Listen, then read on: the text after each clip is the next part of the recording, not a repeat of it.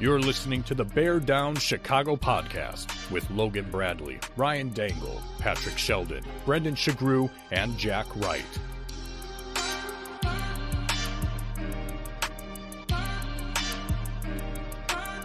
The Bear Down Chicago podcast. Yeah, we're that Bears podcast. All right, folks, welcome into another edition of the Bear Down Chicago podcast. I am your host, Ryan Dangle. Now, if you want to find me on Twitter, you can hit me at Ryan Dangle. That's D-E-N-G-E-L. Just before I even bring the boys on, which I'm very excited to do, just like, please, Beats by Blackie Chan. That's our intro music. And it's funny, you know, the more I hear it, the more I absolutely love it. You got to check him out. He's got some new music that has just dropped, Beats by Blackie Chan. But at this point, folks, I got to bring in the boys. I'm going to bring in Jack Wright. You can find Jack Wright on Twitter at Bear Down Jack. He is that handsome man, which, folks, if you're just listening to this, you should be checking us out on YouTube. Our YouTube followers, man, Jack, they have just been like, it's through the roof lately, and it's been fun to watch, man. Well, we've had some excellent guests that are worth watching, for like no doubt about it. Well, and it's also, you are an incredibly attractive man. So there's that too. Well, you know, I don't even know what to say. Thank you, Ryan. Thank you. Patrick Sheldon, you can read him on DeWindy City as part of the Fansided Network, or find him at P_Shells. Shells, just thank you for your service to our country. Dude, you're just crazy busy this weekend, right? Yeah, it's a little wild. We had drill this weekend. I've got it again tomorrow, actually. We had some physical fitness type stuff. So I stayed off of Twitter for most of the weekend, or I've been off of Twitter. Good to be back and chatting it up with you guys. Sent you a little treat. I thought that was a cool video about 24 Apaches flying across the base, probably on their way to Fort Stewart to do some training. But that was pretty cool. I was like, man, if I'm a bad guy and I'm looking up at 22 Apaches staring down at me, I'm probably pooping pants, right? I would crap my pants for sure. Without further ado, we got to bring in Brendan Shagrew, the assistant editor of Bears Wire. If you want to find Brendan on Twitter, you can hit him at Brendan Shagrew. That's Sugrue. Brendan, how are you, dude? I am doing great. I had a day where I was able to play bags. First really nice day, I feel like, in the Chicago area. Yeah. So, you know, I had a little Sunday fun day, and feeling good. Feels nice.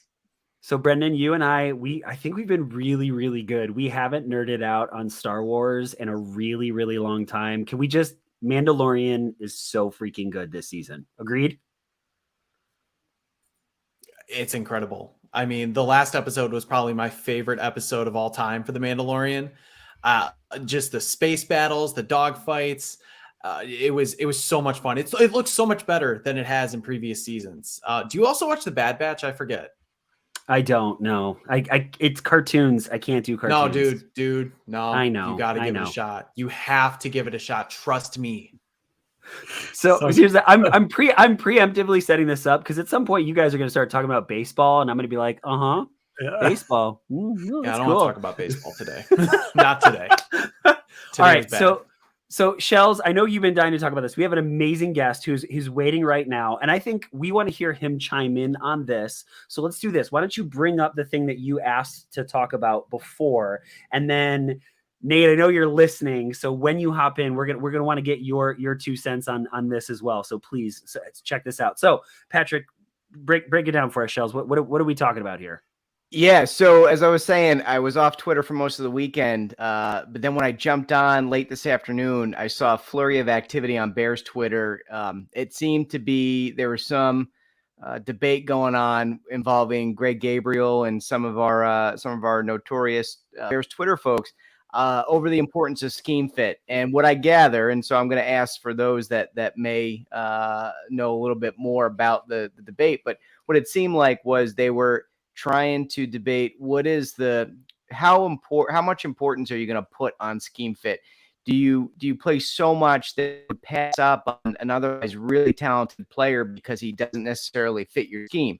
And so my thoughts, just real quick, I think scheme fit's important, but if you're passing up on transcendent players or really, really talented players, you have to kind of ask yourself, like, how good is the scheme, right? Like, your scheme has to be able to make a place for those extremely talented players. And so while I understand its importance, I hope that the Bears aren't limiting their talent pool by eliminating folks that aren't a true scheme fit, but might be like tremendous players in the NFL. Tremendous is not a good word, but Kairos Tonga is the first one that comes to mind for me. When they let him go, I was like, I don't understand that. Your defensive line is really, really poor. He's a good player. Sure, he may not necessarily be a great scheme fit. The Vikings absolutely loved having him up there. Again, I know it's not a perfect fit, but it's a good defensive lineman that you let walk for absolutely nothing. And I didn't get that. Boys, Jack, Brendan, anything to throw in on that? Yeah, I think you can talk. You go. Go ahead. Thanks, Brendan. You take Jack Sanborn, and as I always say, that dog can hunt. Like scheme or not, there's a kid who plays football and plays football well. I see, like a lot of debates, like life, it's probably somewhere in the middle. It's not black or white. It's gray. I think probably the reason they did go after Pace Jr. is they're looking for athletic, lean offensive linemen that can run. And in that instance, okay, I understand that. There is a certain degree like where analytics and 40 times and shuttle runs fit the profile of specific positions on the field, and then those same analytics fit a scheme that you're trying to run. There's something to that, without a doubt. But I do agree with you, Patrick. Ultimately, I don't think if there's an elite athlete is an elite athlete, a game-changing athlete, and you don't pass up on that type of player. I'll just say one thing, and it came up today because happy Jay Cutler Day, everyone. Just want to get that out there. It's a very special day that I know all of us love. But the idea of bad Bears trades came up, and Jack's gone. The idea of bad Bears trades came up, and one of the big ones was Greg Olsen when the Bears shipped him out for a third-round pick because why? He didn't fit Mike Martz's scheme. If you have good players, you make them fit. You coach around them.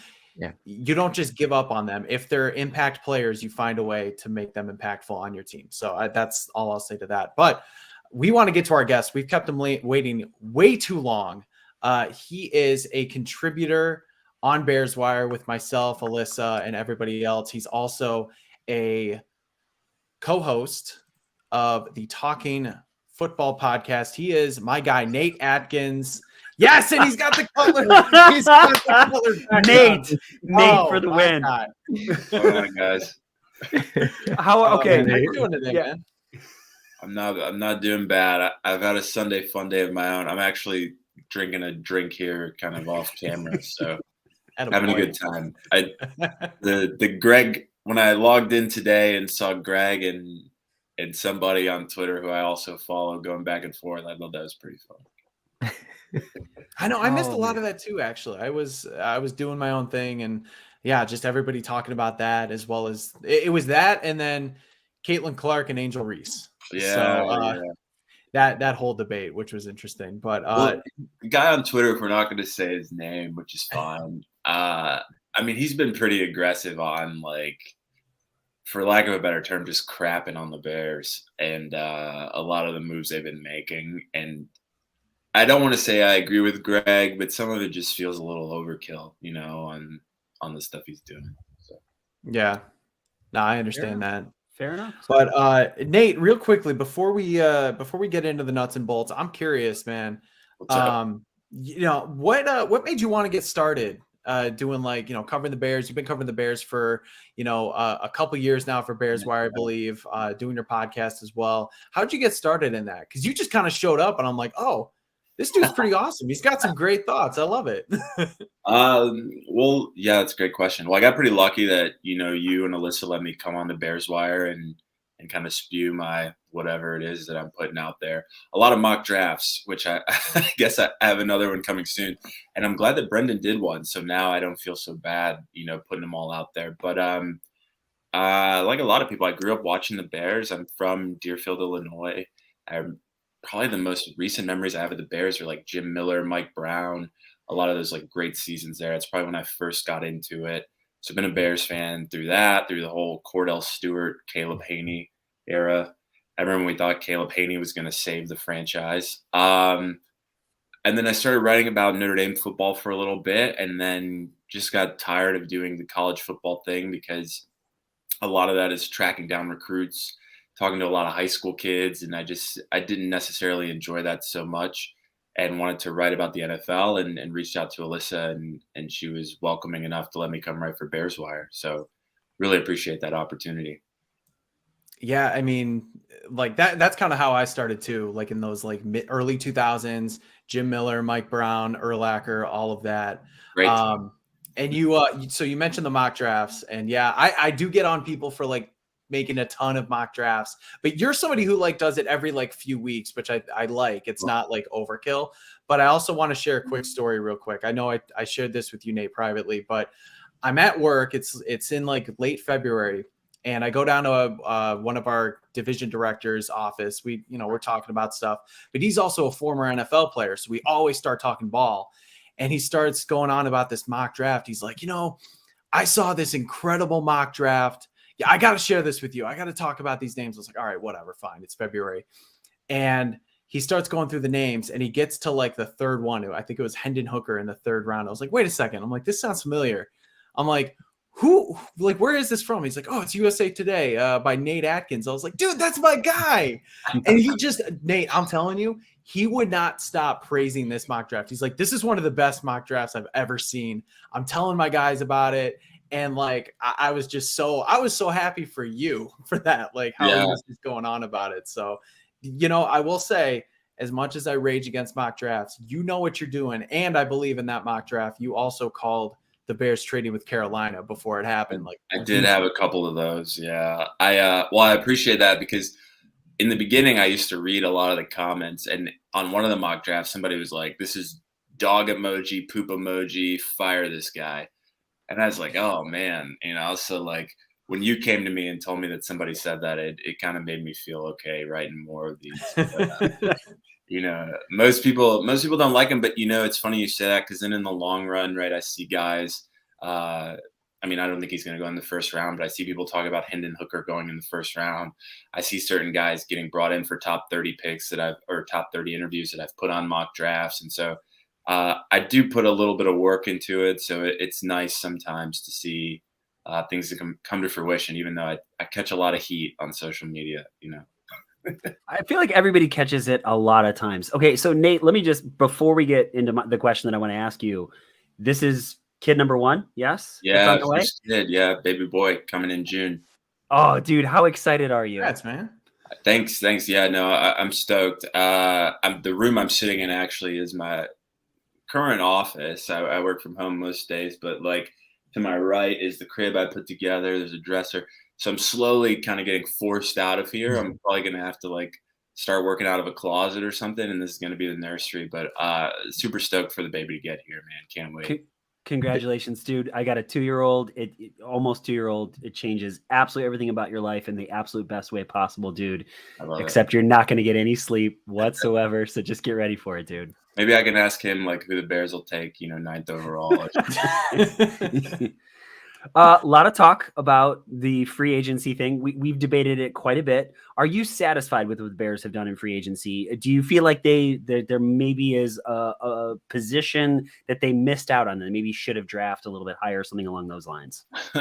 No, I think this tees up the question later about scheme fit. I think what they did was great. So linebacker was a spot that I had talked about a lot. And so one of the things on Bears Wire that I love to kind of toot my horn for is the Jack Sanborn call, right? About how he was going to end up starting. And part of that was because of his talent, but part of that was also just looking at the depth chart, and there was nobody there right in front of him. So if anybody got hurt or if there were any things, he was going to have to step up and play. And so to see after Roquan goes, the Bears go out and get 2-3 really good linebackers, I thought that was great. The moves on the defensive line I thought were okay. Getting DJ Moore, I think was a game changer, especially, you saw a lot of offseason. People were talking about T. Higgins. People were talking about, any wide receiver. So I really like what they did. There's so many holes to fill that I understand people are upset, but I think it's great. I think you look at this roster now as the way it's fleshing out compared to what it was opening day last year, and it's significantly better.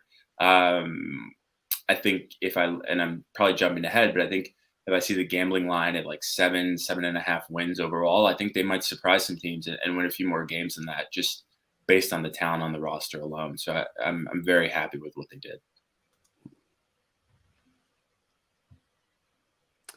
Who is, if there's a player that's still out there, Nate, who's a player on the market that you want Ryan Poles to sign? Oh, man.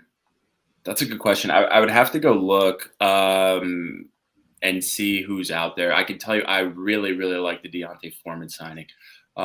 Sad to see David Montgomery go. Had a feeling he was going to go just based on the mock drafts that I was putting together, that he just wasn't going to be there. If we talk about scheme fit, he doesn't necessarily fit a wide zone. He fits more of a power zone, inside zone type of fit. Again, I'm sure we'll talk about that. I would really have to look, though. I'm not too familiar with who's left on the free agency market. Most of the big names are going to go early. But if I think about the roster composition overall, I would like to see another defensive lineman. I would like to see maybe another corner or a safety. I think Eddie Jackson's probably got a year or two left before he's gone. So I would like to see something there. One of the big names is I think people are wanting to see is somebody like Yannick Ngakoue. And the fact that he hasn't signed yet, I think it's interesting. He's somebody who's, I think he's had like 6.5, 7 sacks each of the last few seasons. Not great in run defense, but look, the Bears had 20 sacks last year. They need help with rushing the passer. So that's somebody who came to mind for me. I don't know if you have any thoughts on that, player in particular. Yeah, I think with a guy like Yannick, it comes down to money, right? So he's a big name, and you kind of hit the nail on the head. Like, what does he really give you, right? He becomes a pass rush specialist, and so do you pay a guy like that big money if he's only going to be a pass rush guy? I think Yannick honestly could be somebody like. So you think about free agency in this way, right? Like if guys didn't sign already, they're going to start signing for these really like what I would call vet minimum types of deals, right? So it's going to be really low money. So it wouldn't surprise me that either he signs for a vet minimum somewhere, or he comes on later in the year to try to be a pass rush specialist for a team that's in the playoffs. But I would think if anything's holding him up from finding a team, it's money. But I do think he's a good player. It's just, is he worth the kind of money that he's probably asking for right now, considering he can only do one thing really well? I think the answer is no if you're Chicago. Hey, Nate, we're inside a month now to the NFL draft, and things are starting to crystallize a little bit at the top. There's looks like the Panthers may be targeting Stroud. There was a report today that the Colts may be looking at or focusing in on Levis. With the Bears sitting there at 9, what's your gut tell you about what they may do? Do you think they're going to be trading that pick? Is there somebody you think that they really got their eyes on? What's your gut tell you about that number 9 pick? Yeah, so I would say a couple of things. I think what you're seeing in the news or in the media, right, of the Bears are potentially looking to trade, I would think that is basically Poles kind of openly shopping that pick and letting teams know that he's open for business. So I think first, the Bears are looking to trade back if they can. And if somebody comes along with something enticing enough, they would do it. Some people are saying Skoronski might be the pick. I'm a little iffy on that. Some people are saying Jalen Carter still. It wouldn't surprise me if Carter's there, that they take him. Ryan Poles coming from Kansas City, and you think about the Chiefs and how they drafted. They've kind of taken some flyers on guys with behavioral issues. So Jalen Carter being one of those guys, Tyreek Hill in the past being one of those guys. Wouldn't surprise me if they still really like him. A guy I would like to see them take is Broderick Jones. I like him a lot. I think he creates space in the run game. I think he's a good pass protector. I think if you're really sold on sorry, I've had a few drinks, blanking on the guy left tackle, Braxton Jones. If you're sold on him, at left tackle, then you put Broderick at right and you're good to go versus a guy like Paris, who I've seen people tout. He's probably more of a true left tackle. I don't know that you want to move him to right. he hasn't really played it much. It's a totally different set. A guy like Peter Skoronski, if you follow me, you might have seen so when I wrote for Notre Dame was recruiting him as a center. Other teams recruited him as a guard. Northwestern was the only real team to bring him in as a tackle. So you kind of run that risk of, is he or isn't he? You know what I mean? And if you're the Bears, you've seen the Bears take, what is it, Gabe Karimi and who's the guy from Vanderbilt, Chris Williams. Chris Williams. Yeah. So after watching, and then I hate to do it to him, but Tevin Jenkins. So after watching the Bears take guys that are supposed to be this franchise tackle, to watch them take Skoronski and then him might not be that guy or have to kick inside, I feel like that's going to create a lot of PTSD, for lack of a better terms, for Bears fans. So I would like to see Broderick there, but I bet they trade back if they could get the move. So I think you literally just answered it, but you bring up an interesting point where if you get somebody like Paris Johnson who could project better as a left tackle, and then you try and move Braxton Jones there, are you feeling more comfortable with letting Braxton develop as a left tackle and getting somebody like Broderick Jones who could project as a more natural right tackle, or go with the upside potentially with Paris Johnson? Yeah, that's tough, right? Yeah. And that's info I don't have, but it necessarily comes down to the team, right? So ultimately, at the end of the day, I think if you take Paris Johnson with the 9th overall pick, he's your left tackle. I don't think you draft that kid to play right tackle. So I know people are saying, hey, thanks, Todd. I know people are saying you draft him and you push him to the right, but just sometimes the way things work in the NFL, if you're going to spend that much capital and you take a guy like that, he's going to be your left, and then you push Braxton to the right. So I guess that's the answer ultimately. If the Bears take a tackle in the first round, I would assume that's going to be your bookend left tackle, and you move Braxton to the right. I want to throw something out to the group, because a few weeks ago we thought maybe Levis was the guy that folks may move up for, that may slide a little bit and folks may move up for in the draft. Not a lot of chatter right now about Bryce Young. Do y'all think he may be somebody that could be slipping a little bit, and he may be the target, or somebody that's available at 9 that somebody may want to move up for? Or are we still thinking he's top 5 pick? I know he's undersized, but I can't see that dude dropping out of the top 10. I don't see it personally. Yeah, I don't know. I know the Raiders like Will Levis. I don't know if they come up for him, but I know that's their guy that they like more than Anthony Richardson, and they don't think – I think they like Young and Stroud more, but they're thinking Levis will be there for them, so they might take Levis. So I think he's still in a good spot. I mean, a lot of his buzz has died down, and Richardson is really building, but it just wouldn't surprise me to see Levis in the silver and black. Well, in Richardson, both of them really kind of had their pro days. It was last week, right? And yeah. It just feels like Young is kind of locked into that Texan spot. But I think there's been, correct me if I'm wrong, I think there was like some talk that maybe the Texans waited out and try to take their swing with the quarterback next year, which I think is just a horrible decision. Like, if you have a chance to get a guy, you get a guy, and then potentially take another swing if you need to. But I just can't. I don't know. I can't see him falling past the Texans. I feel like that's just been locked in for so long. Maybe that's why it kind of hasn't been talked about.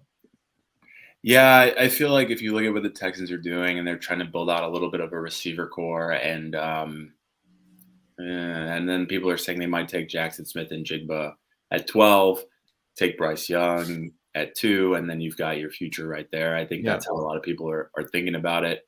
And you signed Tunsil. Yeah, exactly. And I'm buddies with a guy actually that's like a Texans insider, and I haven't asked him much about it, but I just, from everything I'm reading, I think that's the way they're going to go. To your point, is Young at 2 and Jigba at 12 if he's there, and then now you've got this young nucleus and you build from there, and we'll see if that's what they do. But I think it's a lock almost for Stroud at number 1, and then I think it goes Stroud, Young, Levis, and then I think you see Richardson maybe somewhere in between before the end of the first round. So does Will Anderson fall to 10 like it did in my mock draft, and everyone got mad at me? You know what's funny about Anderson is like I don't know that he's as good as everybody thinks, in the sense of he's just very light, and you might have seen me talk about this too. Like, is he a 3-4 guy? We're back to scheme. Is he a 3-4 guy? Is he a 4-3 guy? Right. And so Nick Saban asked him to do a lot. He played on the edge the year he really blew up. And I think he had 15 sacks or something double digit. And then they asked him to move inside, but he's really light. And so I forget what he weighed in at the combine, maybe 250. Right. And if he's coming in at 250, that looks like more of a 4-3 defensive end versus if he's playing 230, 240, that looks like more of a 3-4 rush outside linebacker. So it looks like he's trying to tell teams he wants to play that 5 technique in a 4-3. But man, I just don't know. Like, he's got great tape, but it's really hard to know what he'll do. And a guy I love that it seems people are buzzing on right now, Darnell Wright, ate Will Anderson up in that game against Tennessee. So, people talk about Will Anderson like he's the next Julius Peppers. I think we maybe got to slow our roll on that one. Yeah, I agree with that. We've talked a lot about the first round, but I'm interested to get your thoughts on the second round, particularly with Keanu Benton, because you had him in multiple mock drafts, I've noticed, going in that. I think it was like one of the second round picks that the Bears had. Why do you think he's a good fit? Is it because of scheme? Is it just because the player himself has a lot of upside? What are your thoughts on him? Yeah, good question. I like him a lot. He's a 4-3 guy. I don't know what he played at Wisconsin. It might have been a 3-4. But the first thing is, and so I guess if I'm just trying to keep it simple, right, for scheme, like when you think of 4-3, you're attacking one gap, right? And when you're playing 3-4, you have to 2 gaps. So you're a little bit bigger. You're holding your space on the line. You can play right or left. When you're 4-3, you're just shooting one gap the entire time, right, and attacking that gap. So what I like about Keanu Benton is he has the size of a 3 technique and a 4-3. He looks really good just shooting the gap, one gap, being an aggressive penetrator on the line of scrimmage. And, this might be a Midwestern thing, but I just have a thing for Wisconsin guys, whether it's Sanborn or the new linebacker we just got in TJ or him. I think that's a really quality program. I think they produce good players and have good techniques. So I think he'll probably be day one ready, even if he comes in the second round. And you look at his size and you look at his athleticism, and it just seems like, he could be everything the Bears need at that 3 spot. And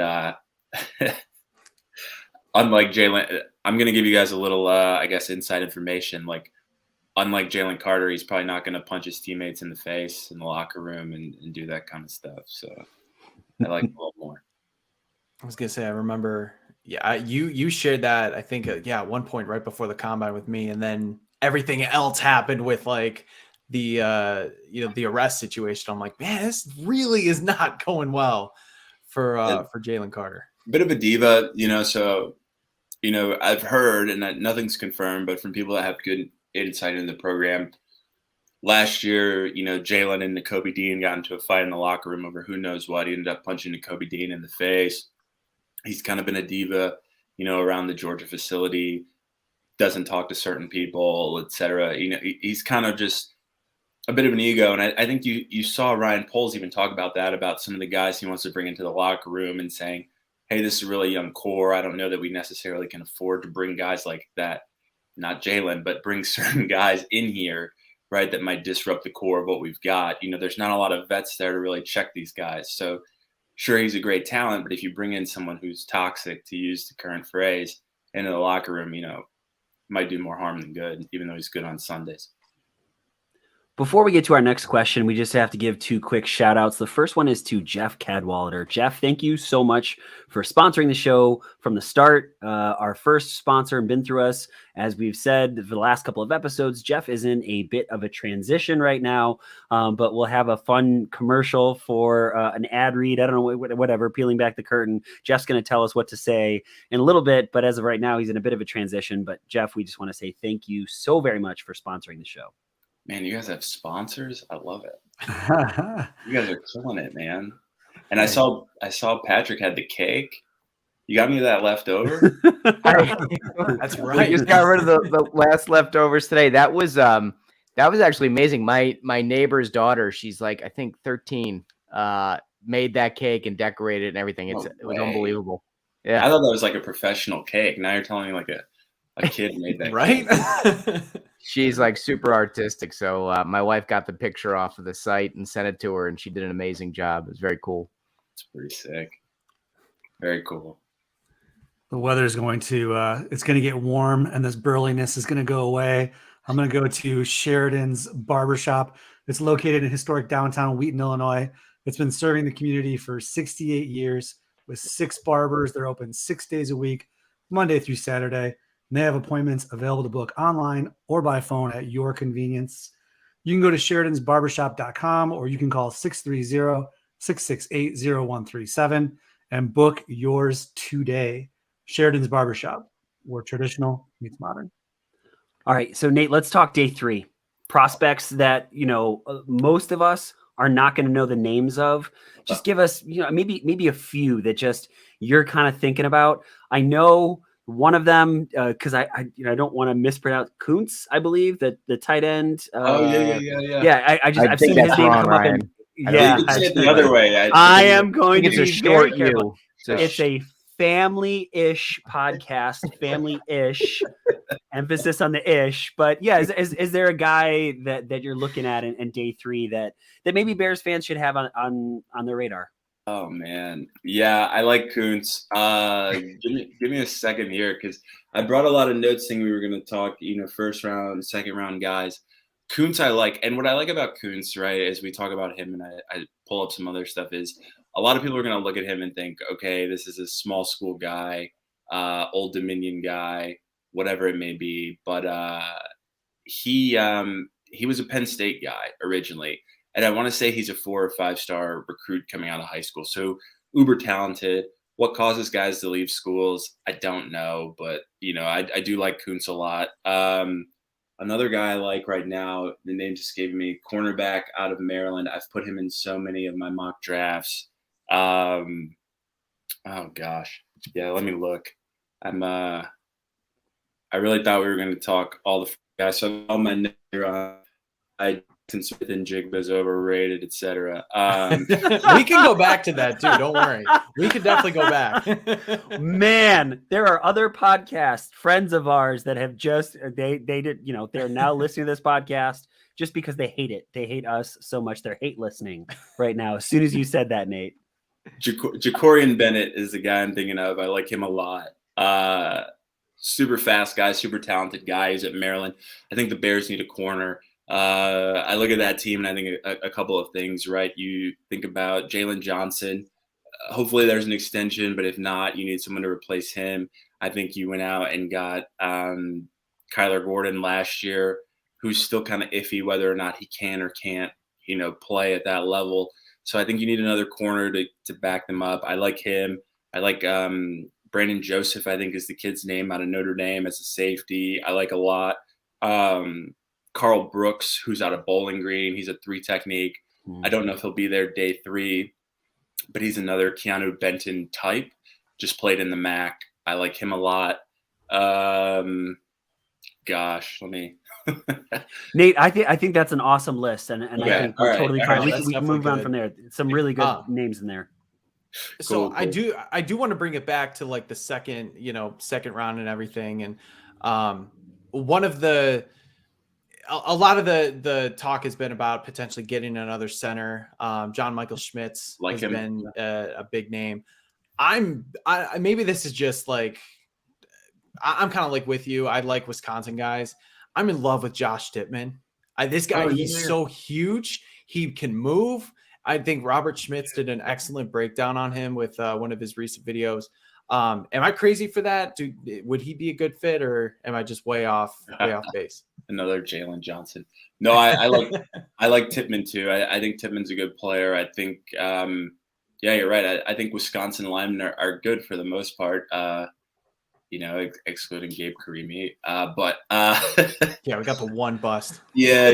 But no, I like Tippmann too. I like Tippmann. I like Schmitz. I don't think you can go wrong with either one, honestly. The only thing that really, for me, is always just like with offensive linemen, I feel like you can find so many in the later rounds that I don't know that it's worth expending the capital early for them. But for the great ones, it is. So, if you take a center in the second round and he ends up being, a 6-7 year starter, I think it's worth it. But can you also find that guy maybe 5th, 6th round or later? I don't know. But I do like Tippmann, Brendan, to your point.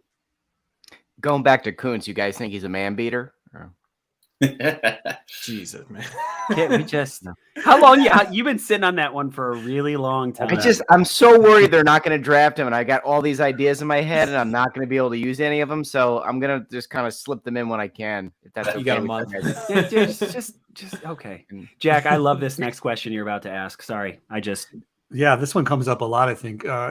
Do you think, should the Bears look to get a developmental quarterback late in the draft? And if so, who? Yeah, that's a great question. So I'll tell you, man, so Brendan knows this. I was in a group chat with a lot of insiders around the NFL, and I pissed a lot of them off by saying, like, I'm not fully sold on Justin Fields. And they were all, like, on board. So I think Bears fans should feel some type of comfort in that even people outside of Chicago really think he's the guy. I like Hendon Hooker. I think Hendon Hooker fits just in the sense of if you're trying to run the same thing with Justin Fields, you can run a similar version of it with Hendon Hooker. Now, he's nowhere near as athletic, et cetera, but he can run. He can do the zone read. He can throw the ball. He's got a really great deep ball, similar to Justin Fields. Now, I think obviously Justin is significantly better than Hendon Hooker, but I think if I'm the Bears and I'm trying to keep this offense the way it is, I would go get Hendon Hooker and bring him in behind Fields.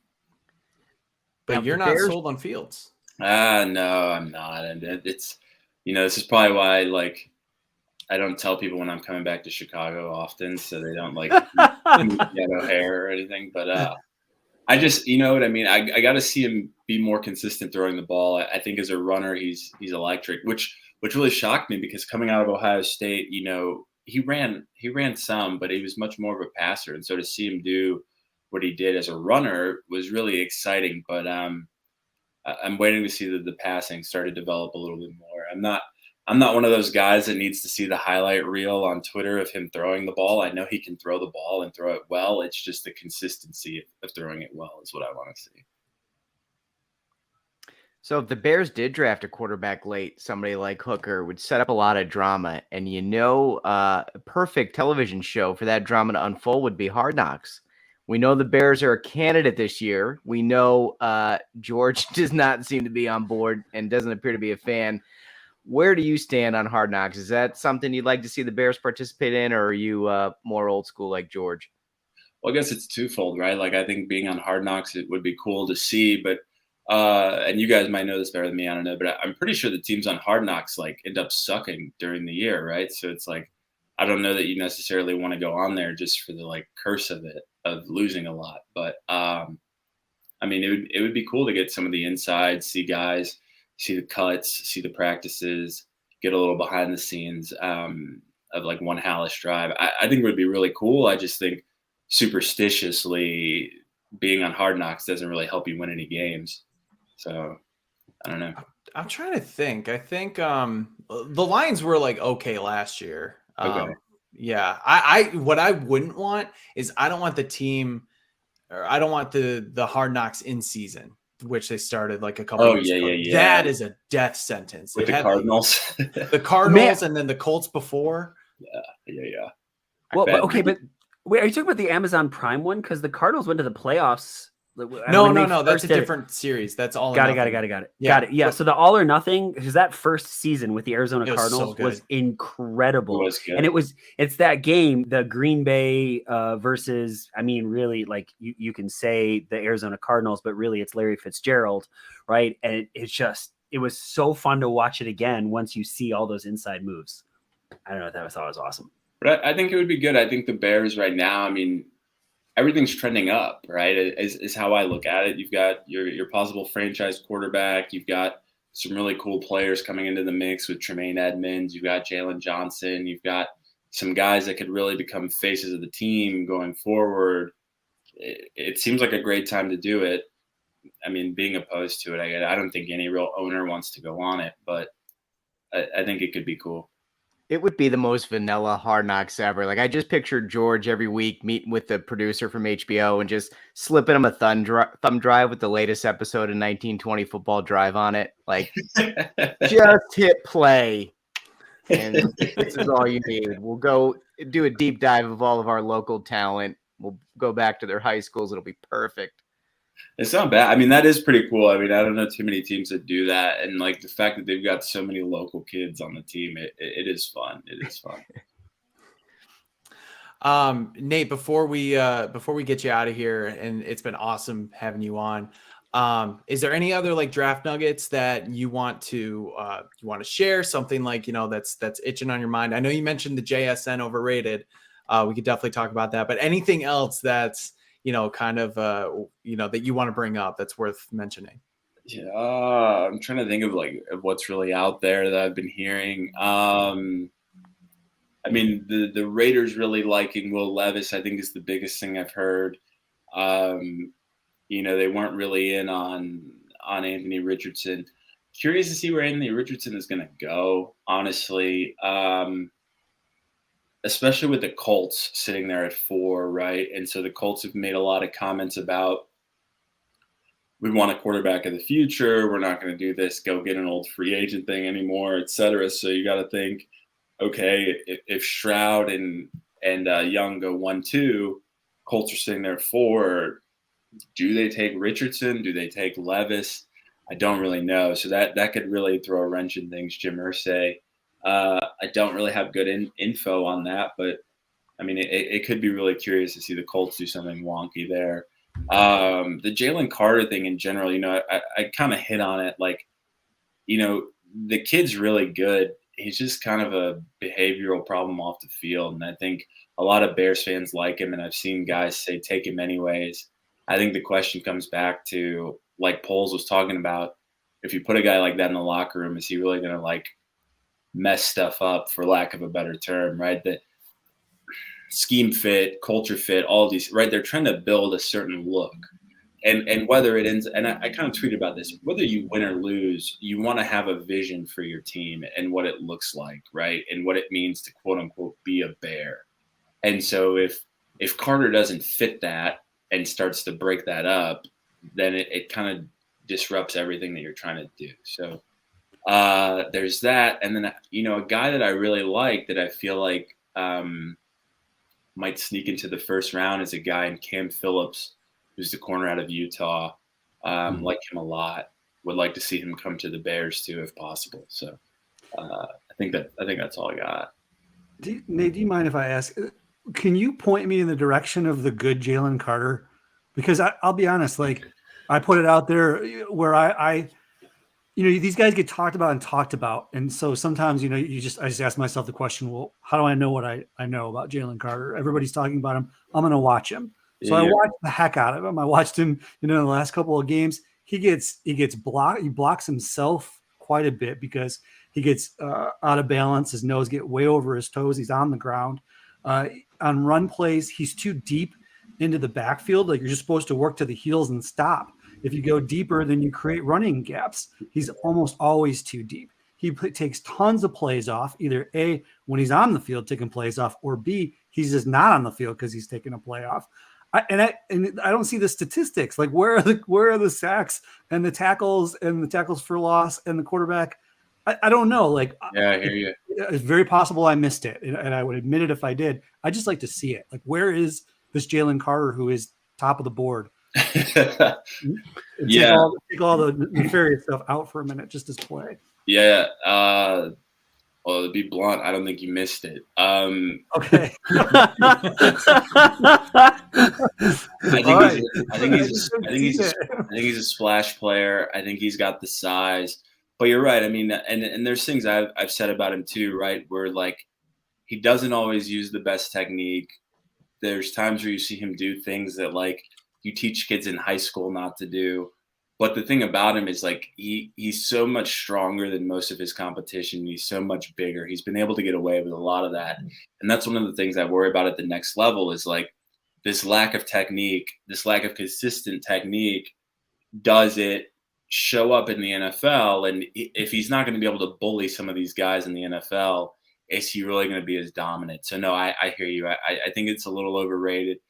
I would lump him in the same thing as Will Anderson, where people are talking about him and Will Anderson as these generational can't miss guys. And I look at him as good, not great.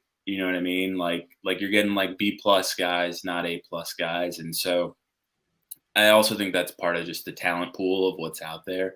So I think if you're comping a Jalen Carter to a Keanu Benton, who we've mentioned, I think he's significantly, when you look at potential and you look at traits, much better and played at a higher level of competition. But if you look at actual fundamentals and technique, you'd probably want someone more like Keanu. You know what I mean? So, Nate, this has been such a pleasure. It's been great. Space Albert Hainsworth. Oh man. Nice, Adam. In defense of Albert Hainsworth, he was good for a few years. He just got paid and then he got lazy and that's right. Stepped on the guy's head or whatever it was. Yeah. But anyway, Nate, it's been awesome to get to talk with you. Like I said, I really enjoyed your work. I'm really glad you're writing with us at Bears Wire. I am looking forward to seeing your next mock draft.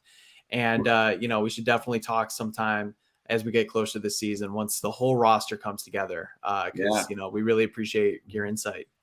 Well, yeah, absolutely. I appreciate you having me on, and would love to come back and talk more Bears. And look, I think scheme matters to the point of, you get talent that doesn't always fit the scheme. You figure it out. But once you decide this is your scheme and that's what you're going with, you try to make the guys that fit the scheme. So the guy on Twitter, he's he's going a little overboard is what I would say, and I was glad to see Greg say something back to him.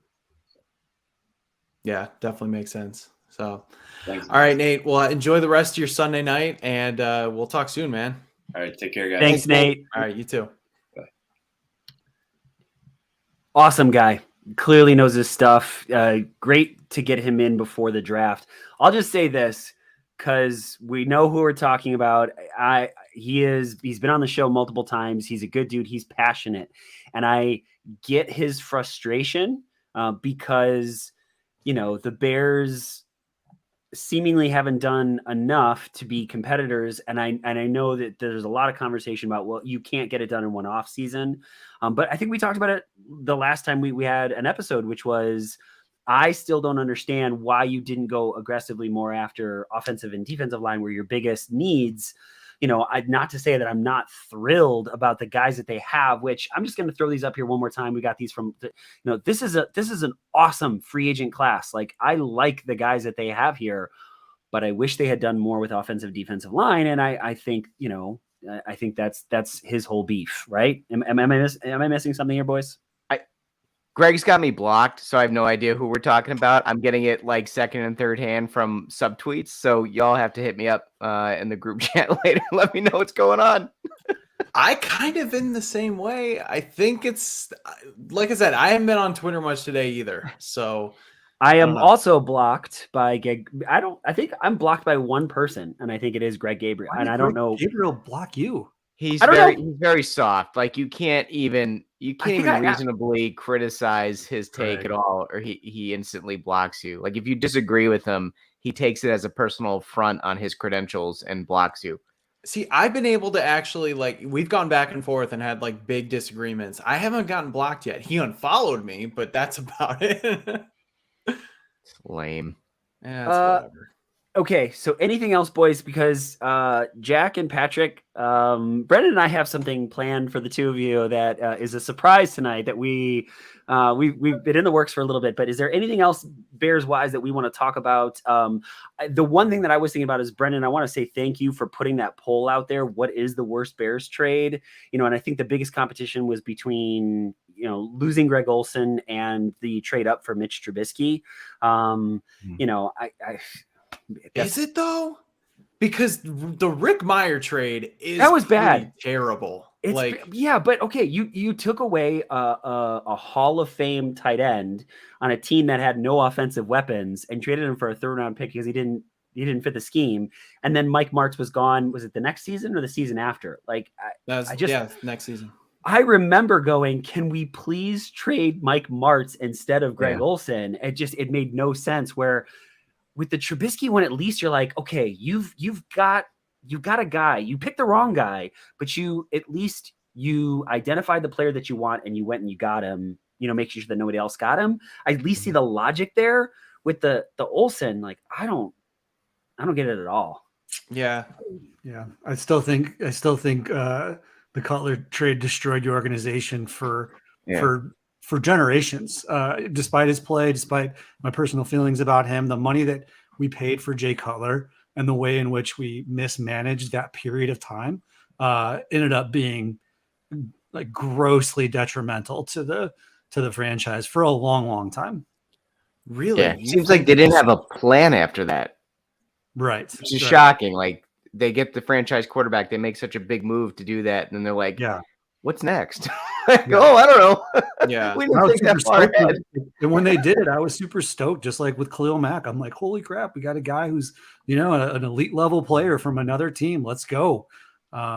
So You think it destroyed the organization, though?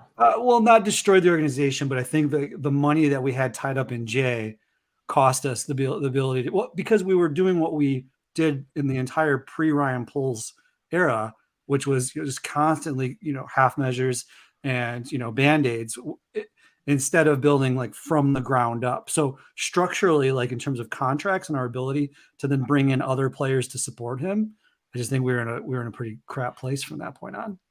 Jack and I, we have argued about this endlessly. That's actually how this podcast essentially got started. Is we were in the office because we worked together, and we just started arguing about Jay Cutler. And my thought was always, aside from Brandon Marshall, Martellus Bennett, and Matt Forte, that awesome, group that he had to work with. I mean, Devin Hester was his number one. Devin Aroma was his number one. You know what I mean? Like, dude never had any semblance of a good offense until that point, but I don't know. We could argue this for days. Yeah. Brennan, should we, do you want to set it up? Do you want me to set it up? I'm nervous. Patrick, are you nervous? We're calling this. I don't know we're calling this tonight. We're calling it picking on the old guys. Yes. So. Yes. This sounds great. All right. I'll set it up, Dangle, and then you can take it from there. So this last week, I believe it was last week, the NFL owners and coaches all convened down to Arizona and for like the owners meetings, and the very famous and annual coaches photo was released. And as always, there's fantastic blogs. It creates great content. Everybody just wants to make fun of how the coaches look. Our guy Flus looks jacked, which is great to see. But one of those clips that came out was Travis Kelce and Jason Kelce in their podcast trying to name all of the coaches, and they couldn't do it. So we are going to see if you guys can name all of the coaches, or at least give the teams that they coach for. And we're going to do this one by one. Each person's going to go. We're going to put the photo up. Or are we working against each other? No, you're working against each other. Oh, we debated on like legitimately kicking you off, where you had to like go out of the room for 2 minutes, but we're like, we want to make sure this podcast runs smoothly. So you need 2 minutes on the clock. I'm going to put up the picture in a second. And I don't know, do we rock, paper, scissors it for who goes first, or does it really matter? It doesn't. Okay. So Jack's at the top of the screen. So Jack's going to go first. Patrick Shells, you're going to go second. Shells, I do think it is fair that you don't necessarily watch Jack, because he could give you one that you don't, but whatever. We're going to have a little bit of fun with this. 2 minutes to go. We're not going to give away anything. We're going to tally it up. Right. I'm going to tally it up. Just, as soon as Jack's time is done, Shells, you're going to go, and then we're going to reveal the answers. Afterwards. I'm not going to get any names. I know I'm already developing a mental block right now. I feel like I didn't study like the mini science test. But hey, so get the team or the coach's name. You know what I'm saying? Like the Jets coach right now. Oh no, I got it. Okay. Whew. See, I'm getting like a little mental block. Give me the Jets guy. It's at the tip of my tongue. Give it to me. Okay. All right. So Jack, I'm going to put up the picture. And then again, we're going to get 2 minutes on the clock to do it, to get as many as you can. Brendan is going to keep tabs on it. I'm literally writing them down so I can make this easy. So, I'm almost. I love it. We're usually like really well prepared. We got Heidi, it. help Brendan, me. I believe Heidi, in you. message me and help me, Heidi. Yeah, absolutely. Yeah, so this is gonna be fun. It was really fun to hear him basically say that he had no idea who Matt Eberflus was, that he'd never seen him before in his life. Speaking of like not remembering things, how great was it that Andy Reid didn't know who awesome. Jordan Love That's was? coming back That was so many times this golden. season. What a beautiful moment that was. Okay. Made his God, I first loved start it. against Can we I just loved it. just one step back here? Just like, how objectively can you look at Green Bay and say that that team is primed for a good season this year? They have all their best wide receivers are gone. You have a new quarterback. I mean, I guess you still have a good run game and you still have the same head coach, Great defense. I think they still have a really good defense. but their defense fell apart on a lot. Okay, sorry. All right. Yeah. Brendan, are we ready to roll? I am ready. So Jack's going first. Jack is going to go first. Give me 1 second with this fancy schmancy technology that we've got going here. All right. So, Jack, you need to go from left to right, top to bottom. So going to go back row first. And then, all right, we ready to row? Wait, I can't skip. Can I skip around? Oh, gosh, No, absolutely not. No, I can't. I can't keep score I that can't way. even, speaking of old, I can't even see this picture. Can you I zoom tried to in figure at out a all, way to Ryan? Yes. Give me Sure. 1 second. So what I'll do The is old guys, this. their eyes don't work so good. That's it. That's Yeah. as good as you guys get. And so here, what you can go is go to the bottom right. It says full screen, and that should there it hopefully is. help. Okay. All right, Wait. Jack, we ready? Can you help me program my VCR after this? Okay. Yeah. So I'm going from the back row first. Yeah. Can you see my mouse? No, I can't. Okay, sorry. All right. So I'm just gonna go from the back row with the pink guy shirt. in the pink shirt. Yeah. Yes. Oh man, they made so much fun of him, and they said he's probably gonna be fired. All right, I'm gonna go. Not San Diego. I'm gonna go San Diego. Next guy is Brian Dable. Next guy is boy, that's I believe is that San Fran or Arizona. I'm gonna go. I'm gonna go San Fran. Why are you laughing at me? I'm looking at 1 minute, 29 seconds. 1 minute. Okay. Next guy. Pass. Pass. Oh my god. Is where's the Steelers head coach? Let's go. What can I say? Okay. Steelers, Tampa Bay. Oh boy, that's not sensitive. Let's go. Detroit Lions. Let's go. Minnesota Vikings. Jets. Let's go. Let's go. Chargers. I'm just guessing out of my ass right now. Chargers. Let's go. Oh my gosh! Why can't I? 45 seconds. Thanks. Great. Thanks, Ryan. Appreciate it. This was great. A great idea. Let's go. It's not Josh Skip, and then let's go Raiders, and then let's go. That's Jaguars. Jacksonville. That's So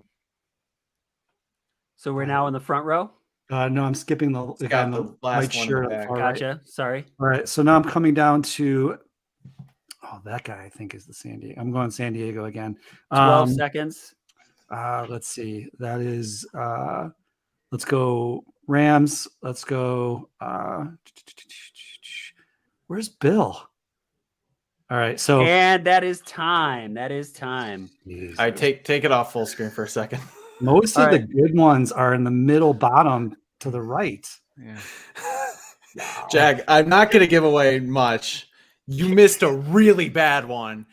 And you said San Diego 3 times, and they're not even good. They're not even a team anymore. Chargers. All right. Chargers. You know what I meant. All right. Shells. Shells, you ready? I think so. I guess. All right, so we're gonna when you put it up full screen, as soon as Shells, you say the first name, that's when the timer will go. How about Okay. that? All right. Go Staley, Dayball, Shanahan. God, he looks like I don't know, square. Arthur Smith after that. Tomlin. Tampa Bay. The Knee Eater from Detroit. It's his name. See, I'm getting the mental block. Dan Campbell. Is that O'Connell after him, and then Salah, and then our own coach, and then I don't know, a 9th grade calculus teacher, and then I don't know, then Doug Peterson, and then D'Amico Ryans, and then I don't know who's in the front row way to left. Oh, is McDermott, and then pass on the next guy, the schmuck from Green Bay, McVay after that, Sean Payton, Rivera, Andy Reid, Belichick, Harbaugh, Carroll, Stefanski, Wow. the nerd from Miami, and the last two, I don't know.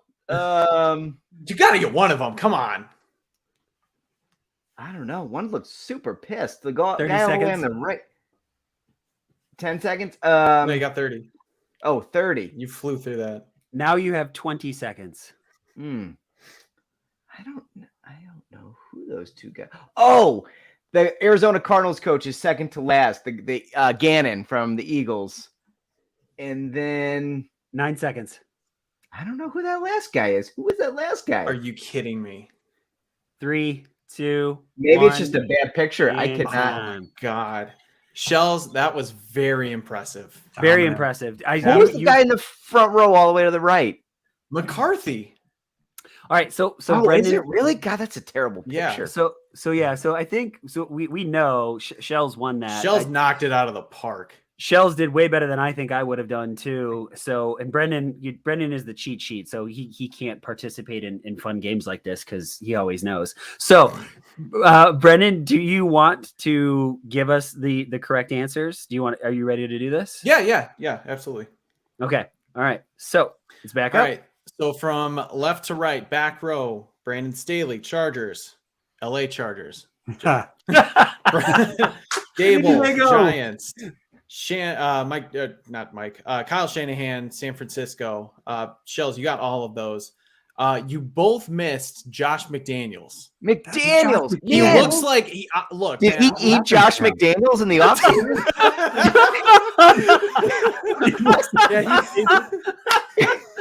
What happened to him? Wow. He's All right. a little hefty. Bill Belichick sucked the life out of him. Those Vegas buffets, man. Yeah. Arthur Smith, Shells, you got that. You both got Shells got Tomlin. Jack, you got the Pittsburgh coach. So I mean, you get a point there. And but he Shells got loves two. Mike Tomlin. He talks about it often. You froze up because you were not ready for this. Yeah. Todd Bowles, Tampa. Campbell, Detroit. Kevin O'Connell, Minnesota. So Jack, you had a row. You got the teams. You just didn't get the names. Shells, you knocked them down. You didn't get Bulls, but you got Tampa.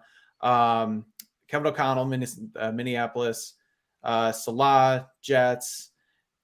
Jack, how could you miss tell Flus? that that's Flus? Like, How could I told you? I even The said he was pecs. looking jacked. I give you It's a. all the chesticles. pecs. The chesticles, Jack. he's been Oh, on with- man. that guy's throwing some weight around. Yeah. You both missed Shane Steichen, I believe. That's the Indianapolis coach. Oh, yeah.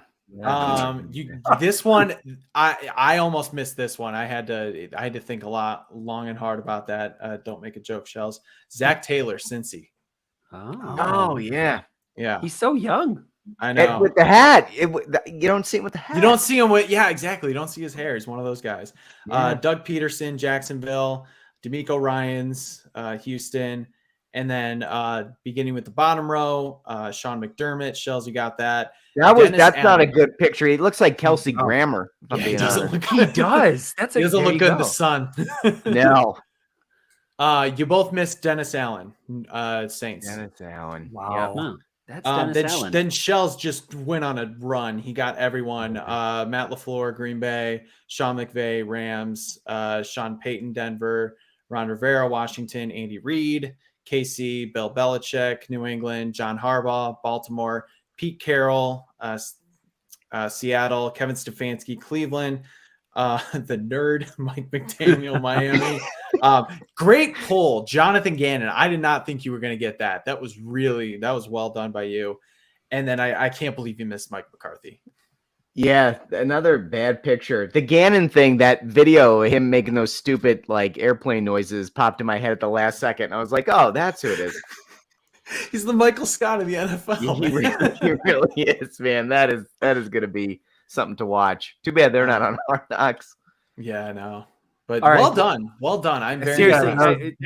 Good idea on your guys' part. That was cool. Yeah, that was good. We had fun with this one. Well, so Brendan, just talk briefly about the Bears trivia thing, because that's going to happen, right? Like that's going to an episode that's going to be coming up. I don't want to fully guarantee it, but I really want to do it, at least like maybe a couple games, see how it goes. So I put out, we've been talking about this since last year when we had my takeover episode with Bears trivia. I had you guys and Logan, when he was on, compete against each other. I've thought about turning it into like a trivia show where we actually have fans and maybe other podcast hosts like go against each other in teams, and just kind of like have just Bears trivia and see who wins. I put out a Twitter poll. It seems like the vast majority of people who voted are interested in it. So I would like to do it during the summer. I don't want to guarantee it, but chances are it's going to happen, at least in a limited capacity. That episode was so much fun. I had a blast with it. You know, and Brendan, I know we've talked about it, is I wish you and I could join a team, but you're the one that has the right questions, just because I feel like some of the niche stuff that's in my head mixes well with like the encyclopedic knowledge that you have. It would be so much fun. We've got some really good guests lining up. Yeah. I was going to say, if somebody wants to write questions to try and stump us, I'm more than game. That would be fun. We should, yeah. Well, I was going to say we could ask Jack who the current head coach is, and we might put up a picture. Who's this man? Who is this guy? Listen, Jack's going to stab me at work tomorrow. I'm just a vacuous blonde. You're just here for your looks, baby. Just here for your looks. Your window dressing. That's it. So I have confirmed with at least 2 of the 3 Kings of the Midway that they're going to be coming on at some point this offseason to talk. Those guys, they're funny. They know their stuff. We're going to have some strong agreement and some strong disagreement, and I'm really excited about it. What are some of the other guests that we know we have lined up? Jack, I know you've got one that's coming up soon that I'm really excited about too. Yeah, end of April, Tyler Aki from ESPN 1000. He's like a mainstay on the Waddle and Sylvie show, and just a really cool dude. Sometimes he hosts evenings by himself as well. Yeah. Brendan, I know there's another one too that we got lined up soon that we're pretty excited about. Yes. Once again, we have Jacob Infante after the draft, the Sunday after the draft, to break down everything that the Bears did, as well as the rest of the league. That was one of our favorite episodes. It was one of our first episodes that we did last year when we were first starting out with this show. And he's gracious enough to come back and give us some time, because I know he gets really busy. He does a lot with the draft. So that should be really fun. We're almost 1 year old. Like that just, it blows my mind, like how this all came together. So for those who don't know, we were with the Bear Down Report. We decided to go out on our own, wishing the Bear Down Report as much success as possible, but we decided to start this thing. And it's just come up really, really quick. All right. So boys, just one quick thing. I know you guys are aware, but you know what? I'm going to shameless this just a second, shameless plug here, and throw this out here. And so, yeah, Dingle had sex again. Congrats. There it is. So much for family-ish. What? That's how babies are made. If you don't know that by now. Wait, what? So, yep. So, daughter number 2 will be coming up end of September. So obviously when that rolls around, boys, I am going to be MIA for a little while, but I think, family comes first. It's congratulations, my man. Awesome. Yeah. Add another cub to the Bear Den. I love it. There you go, dude. It's gonna be crazy. And my daughter, she's at the age now. You guys, Jack and Shells, she's just so much fun. Like she's interacting and gets excited to see you, and just I don't know. It's awesome. Got like a personality. Yes, very, very much so. All right, so boys, then if there's nothing else that we want to discuss, let's get to shout outs and let's get out of here. So for shout outs this week, let's go Jack. Patrick Sheldon, Brendan Shagrew, and I will finish it up. Shout outs, boys. Well, I feel like it's only appropriate to shout out Greg Gabriel because he was such a. Hopefully, I don't get blocked for doing it, but I do like to follow him. By the way, I think his takes aren't always. They're not always. I don't know. Sometimes they're a little salty. There's no doubt about that, and they're not always in agreement with most others. But I mean, I think the dude has the resume, right? I mean, he's actually been in the business. So we'll shout out Greg Gabriel. And then I know sometimes I tend to like shout out my kids maybe a lot, but I love them. And my oldest son, Jack, just decided to go out for track this year. First, he's a senior. He hasn't been out since junior high, and he's loving it. And he's doing really, really great. And he also was awarded he's a pre-law scholar at Marquette for next year. So that basically means he can be in this program where he goes 3 and 3, goes 3 years undergrad and then 3 years grad. And then if he wants to be a lawyer, after that, then he can be Shells. I didn't mean that. I'm so sorry. Gosh, it slipped out wrong. And is it because of the contest, Jack? Is it? Are we... Man. Shout out to my son, Jack Wright. That's awesome. Congrats. Yeah, I saw the video. Who does he get his athletic ability from? Yeah, definitely his mother. He's a Division I basketball player. So I'm just teasing. No, that's awesome. We all love our kids. I got a couple shout outs. Actually, my kid's in my shout out tonight as well. But first two quick. We didn't cover it for fear of me getting kicked off the podcast. I didn't talk about the Ed Cooley debacle of Providence as much as I hate that man right now. I'm not going to go there. I'm going to keep it positive, and instead I'm going to send huge shout-outs and love to the current athletic director, Steve Napolillo, for just pulling a rabbit out of his hat and being prepared for this situation. Had a really tumultuous couple weeks, but came out of this on the other side, I think, in a better position long-term for the program by landing our current coach, Kim English, who you may have seen on Twitter famously played a player on the team one-on-one to keep him out of the portal. And it was just announced a couple hours ago, he changed his mind. He's withdrawn his name from the portal, and he's staying at Providence along with Devin Carter and Bryce Hopkins. So Kim English has done a tremendous job in keeping the gang intact there at Providence. Again, I'm thrilled to have that guy as our head coach. I think they're going to be set up for some long-term success. And this may be a blessing in disguise. So I will not talk about the fraud in Georgetown. I will instead focus on those two gentlemen and the fantastic job that they've done over the last couple of weeks. And then my last shout out, my oldest son, the South Carolina Ag in the Classroom. They're a division of the South Carolina Farm Bureau, whose mission is to bring agriculture into the classroom and get kids fired up about farming and all things agriculture. And they ran a contest recently to pick and draw their new mascot. And my son drew a Brussels sprout and named him Sprouts and entered the contest. And he won. And the top prize was a Oculus VR headset.